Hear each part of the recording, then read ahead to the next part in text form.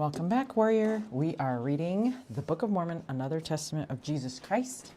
And we have figured out how to make sure it doesn't shake. Make sure the camera doesn't shake. We're going to be reading 1 Nephi chapter 16. But first, I wanted to show you the bookmark that my Relief Society sisters just gave me for a birthday. Isn't this so cute? It's like a little crocheted flower bookmark. I'm like, I think this is the best gift I've gotten. And I feel like that's the gift I want to start giving. You know, I used to give out helium balloons to sisters, but this one by far wins. Okay.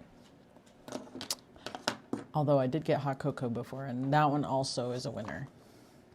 So here we go. The wicked take the truth to be hard.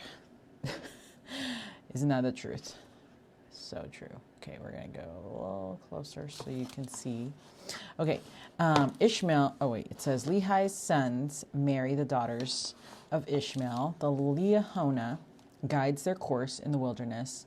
Messages from the Lord are written on the Liahona from time to time. Ishmael dies, his family murmurs because of afflictions, about 600 to 592 BC. Okay, and now it came to pass that after I, Nephi, had made an end of speaking to my brethren, behold, they said unto me, Thou hast declared unto us hard things, more than we are able to bear. I always think that's so cute. I mean, yes, that's true, that sometimes keeping the commandments is hard, but we got to do it, you know? And it came to pass that I said unto them that I knew that I had spoken hard things against the wicked according to the truth, and the righteous have I justified and testified that they should be lifted up at the last day. Wherefore the guilty taketh the truth to be hard, for it cutteth them to the very center. Oh yeah. It is hard. It is hard. And now, my brethren, if ye were righteous and were willing to hearken to the truth and give heed unto it, that ye might walk uprightly before God, then ye would not murmur because of the truth and say, Thou speakest hard things against us. And it came to pass that I, Nephi, did exhort my brethren with all diligence to keep the commandments of the Lord. And it came to pass that they did humble themselves before the Lord, insomuch that I had joy and great hopes for them, that they would walk in the paths of righteousness. And now all these things were said and done as my father dwelt in a tent in the valley, which he called Lemuel. And it came to pass that I, Nephi, took one of the daughters of Ishmael to wife, and also my brethren took of the daughters of Ishmael to wife, and also Zoram took the eldest daughter of Ishmael to wife. I love how it worked out for all of them, you know. Everybody had their wife, which was great. And thus my father had fulfilled all the commandments of the Lord, which had been given unto him, and also I, Nephi, had been blessed of the Lord exceedingly. Of course, now that you're married, then you have been blessed of the Lord. That's what I say. And it came to pass that the voice of the Lord spake unto my father by night, and commanded him that on the morrow he should take his journey into the wilderness. And it came to pass that as my father arose in the morning and went forth to the tent door, to his great astonishment he beheld upon the ground a round ball of curious workmanship. It was of fine brass, and within the ball were two spindles, and one pointed the way whither we should go into the wilderness. And it came to pass that we did gather together whatsoever things we should carry into the wilderness, and all the remainder of our provisions which the Lord had given unto us, and we did take seed of every kind, that we might carry it into the wilderness. And it came to pass that we did take our tents and depart into the wilderness across the river Laman. And it came to pass that we traveled for the space of 4 days, nearly a southeast direction, and we did pitch our tents again, and we did call the name of the place Shazer. Okay, we're going to stop there for a second so we can highlight with the blue, because what we're doing is we're highlighting. Okay, every verse that speaking of the Lord. So we will highlight so that we can remember those verses.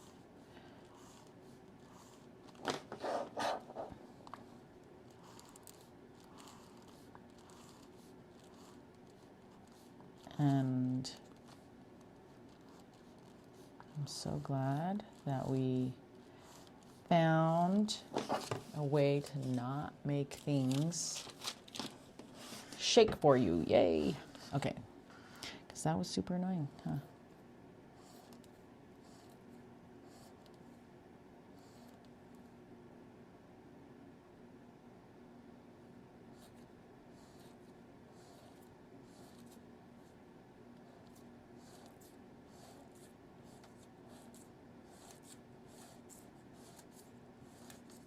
Okay, so now you can keep reading over here. And it came to pass that we did take our bows and our arrows and go forth into the wilderness to slay food for our families. And after we had slain food for our families, we did return again to our families in the wilderness, to the place of Shazer. And we did go forth again in the wilderness, following again in the wilderness. And we did go forth again in the wilderness, following the same direction, keeping in the most fertile parts of the wilderness, which were in the borders near the Red Sea. And it came to pass that we did travel for the space of many days, slaying food by the way, with our bows and our arrows and our stones and our slings. And we did follow the directions of the ball, which led us in the more fertile parts of the wilderness. And after we had traveled for the space of many days, we did pitch our tents for the space of a time, that we might again rest ourselves and obtain food for our families. I wonder how long the time was. I would feel like that would take a lot of time to set things up. And it came to pass that as I, Nephi, went forth to slay food, behold, I did break my bow, which was made of fine steel. And after I did break my bow, behold, my brethren were angry with me because of the loss of my bow, for we did obtain no food. Okay, but it's not his fault the bow broke. And it came to pass that we did return without food for our families, and being much fatigued because of their journeying, they did suffer much for the want of food. And it came to pass that Laman and Lemuel, then the sons of Ishmael, did begin to murmur exceedingly because of their sufferings and afflictions in the wilderness. And also my father began to murmur against the Lord his God. Wow, because of food. It's true. Yea, and they were all exceedingly sorrowful. Something that I learned when I was Relief Society president is that nourishment of the body is essential for spiritual nourishment. Okay, hold on. Yea, and they were all exceedingly sorrowful, even that they did murmur against the Lord. And sadly, that's how it was. It was, we needed to make sure that the sisters had food for their families, because if they did, then they were open to having scripture study and were able to do those things. But somehow when they didn't have nourishment, they couldn't get their spiritual nourishment that they needed. And if you've ever had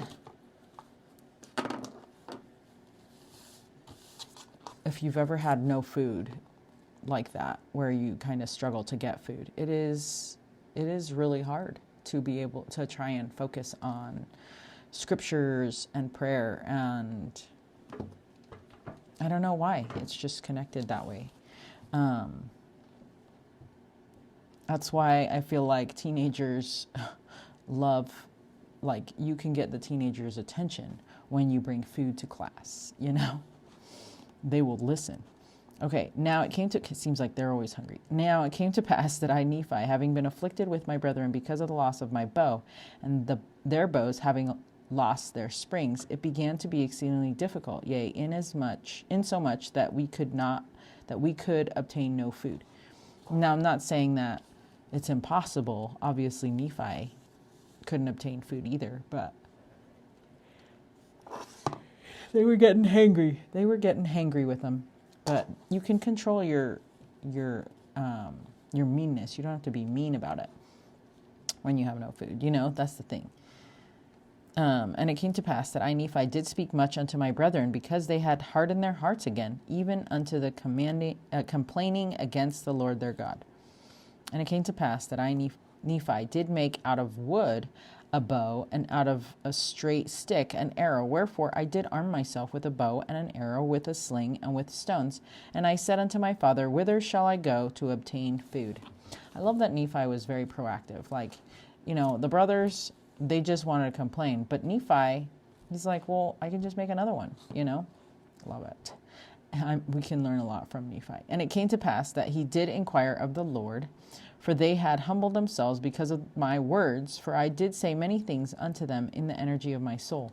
And it came to pass that the voice of the Lord came unto my father, and he was truly chastened because of his murmurings against the Lord, insomuch that he was brought down into the depths of sorrow.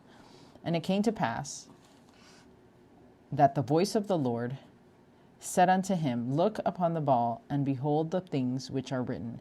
And it came to pass that when my father beheld the things which were written upon the ball, he did fear and tremble exceedingly, and also my brethren and the sons of Ishmael and our wives. I wonder why. Did it seem like it was the Alexa? I think that's like what it seems like. They got an Alexa from the Lord. That'd be like the coolest Alexa, right? They got an Alexa from the Lord that told them where to go. It's awesome.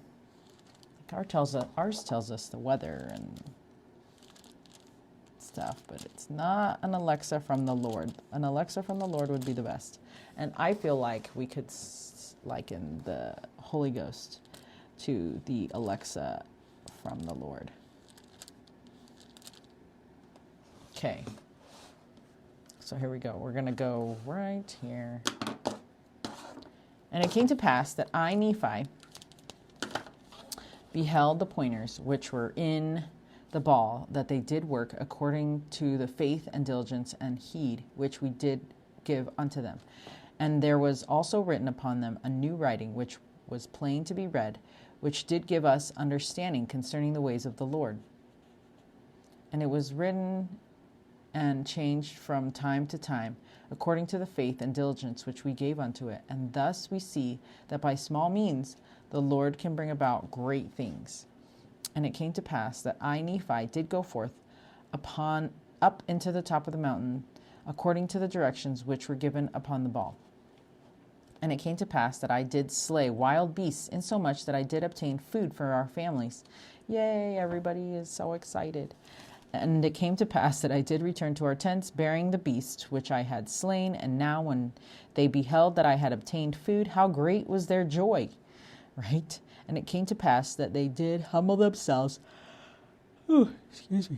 before the Lord, and did give thanks unto him. You know what would be better than having to always continue to be humbling yourself before the Lord is to just stay positive and go to the Lord for help. And then you won't have that like, what's it called? The up and down, you won't have the emotional roller coaster or spiritual roller coaster that Laman and Lemuel had. And it came to pass that we did again take our journey, traveling nearly the same course as in the beginning. And after we had traveled for the space of many days, we did pitch our tents again, that we might tarry in the space of a time. That we might tarry for the space of a time. And it came to pass that Ishmael died and was buried in the place which was called Nahom. And it came to pass that the daughters of Ishmael did mourn exceedingly because of the loss of their father, and because of their afflictions in the wilderness, and because of the afflictions in the wilderness, and they did murmur against my father, because he had brought them out of the land of Jerusalem, saying, our father is dead, yea, and we have wandered much in the wilderness, and we have suffered much affliction, hunger, thirst, and fatigue, and after all these sufferings we must perish in the wilderness with hunger. And thus they did murmur against my father, and also against me, and they were desirous to return again to Jerusalem.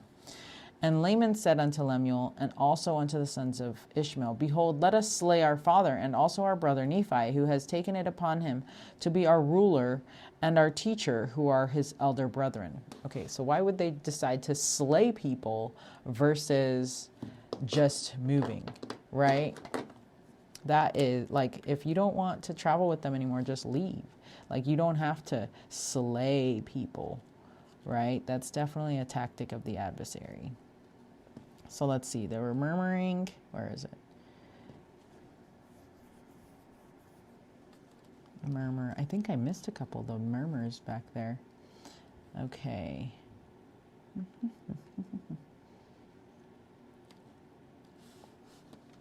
Yeah, I feel like I've missed a couple murmurs. Let's see.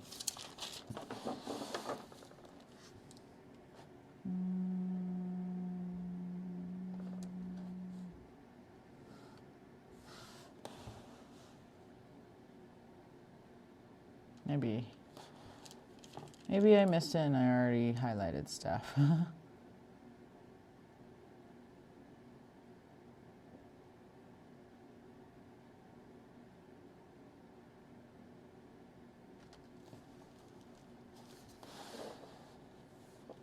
Oh, angry right here. Angry with me because of the loss of my bow. So, go make your own bow. Okay.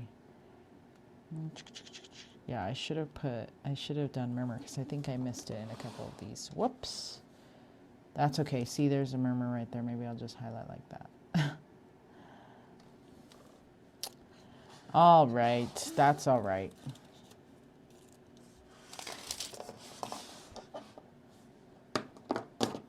Okay. Here we are. Slay our father. Okay. Now he says that the Lord has talked with him, and also that angels have ministered unto him. But behold, we know that he lies unto us, and he tells us these things, and he worketh many things by his cunning arts, that he may deceive our eyes, thinking perhaps that he may lead us away into some strange wilderness. And after he has led us away, he has thought to make himself a king and a ruler over us, that he may do with us according to his will and pleasure. And after this manner did my brother Laman stir up their hearts to anger. Stir up. Instigate. Stir up is like instigating. Okay, and it came to pass that the Lord was with us, yea, even the voice of the Lord came and did speak many words unto them, and did chasten them exceedingly. And after they were chastened by the voice of the Lord, they did turn away their anger, and did repent of their sins. Good. Smells better. Insomuch that the Lord did bless us again with food, that we did not perish. Okay. Good.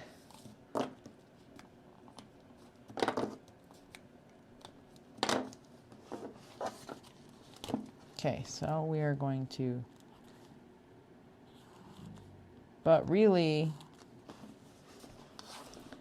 we can know that it is better to not murmur about the Lord, but to go to the Lord for help, because he's going to help us when we reach out. And if we're going to murmur, it's just going to make things worse.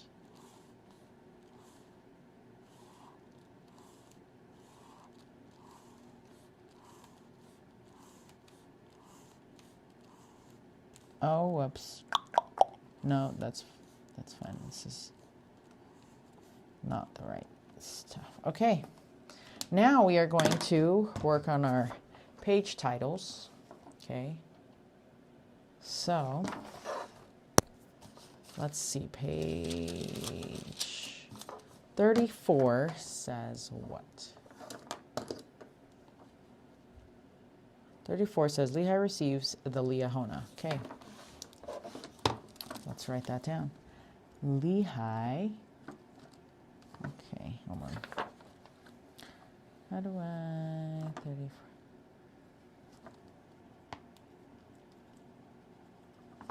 Receives the Liahona. All right. Or AKA AKA the Lord's Alexa. Right? That'll help me remember. Okay, and then page 35 says the broken bow.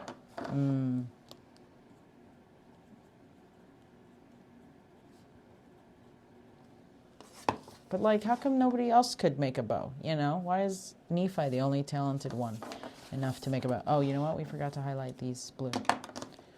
Let's do that. Because we did this page. Okay, and then...